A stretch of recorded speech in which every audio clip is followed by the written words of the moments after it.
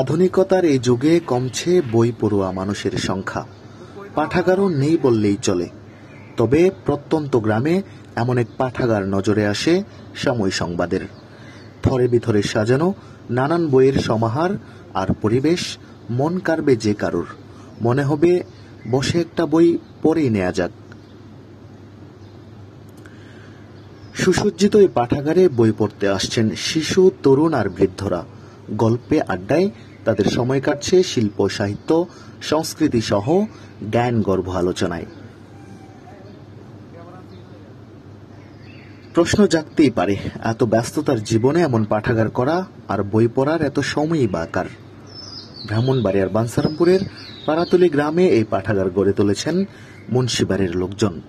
ঢাকায় থাকা এবারের সরকারি কর্মকর্তাদের পরামর্শ আর গ্রামে থাকা মানুষদের শ্রম মিলিয়েই এমন উদ্যোগ। সবার সাড়াও মিলছে বেশ। বই পড়তে দল বেঁধে আসছেন তরুণরা। যে আমাদের গ্রাম বা আমাদের মহল্লার তরুণরা আসতেছে না, পাশাপাশি আমাদের বন্ধু বান্ধব অন্যান্য গ্রামের তরুণরাও আমাদের এখানে আসছে এবং বিভিন্ন জ্ঞানমূলক বই পড়ে যাচ্ছে তারা, এবং তাদের বাসা বাড়ি থেকেও কি আমাদেরকে বই দিয়ে যাচ্ছে।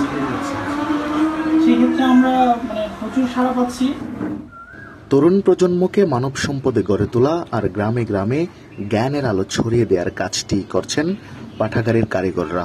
তাদের চাওয়া, বই পড়ার অভ্যাসে সমাজে আসুক ইতিবাচক চিন্তাধারা, দেশ জাতি হোক সমৃদ্ধ। আমাদের এই গ্রামে আরো আমাদের মতন পাশাপাশি আরো কয়েকটা লাইব্রেরি হোক, তারপরে গ্রাম থেকে আস্তে আস্তে বিস্তার হবে, যে অন্যান্য গ্রামেও ছেলেমেয়েরা পড়ুক। তাহলে দেখা গেছে যে আমাদের বাঞ্ছারামপুর থানা যদি প্রত্যেকটা গ্রামে গ্রামে একটা পাঠাগার থাকে, তাহলে দেখা গেছে যে জ্ঞানের সমৃদ্ধি বৃদ্ধি পাবে। তারপরে আমাদের যে কিছু কিছু জায়গা কলুষিত আছে সেগুলি মুক্ত হবে। তারা ছেলেমেয়েরা বই পড়বে, বই থেকে তারা বিভিন্ন জ্ঞান অর্জন করতে পারবে। তাহলে ওই যে খারাপ যে চিন্তা ভাবনাটা তাদের অন্যদিকে সময়টা নষ্ট না করে পাঠাগারের দিকে আসে, জ্ঞান অর্জন করতে পারে, তাইলে আমাদের গ্রামটা আরো সুন্দর হবে। সোনামণির গল্প থেকে শুরু করে আন্তর্জাতিক খ্যাতিমান লেখকদের বই মিলছে পাঠাগারে। শিক্ষার্থীদের জন্য পাঠ্য বইয়ের ব্যবস্থাও আছে এখানে। রয়েছে নিজেদের সমৃদ্ধ ইতিহাস ঐতিহ্যকে জেনে তা মানুষের কল্যাণে ছড়িয়ে দেওয়ার সুযোগ।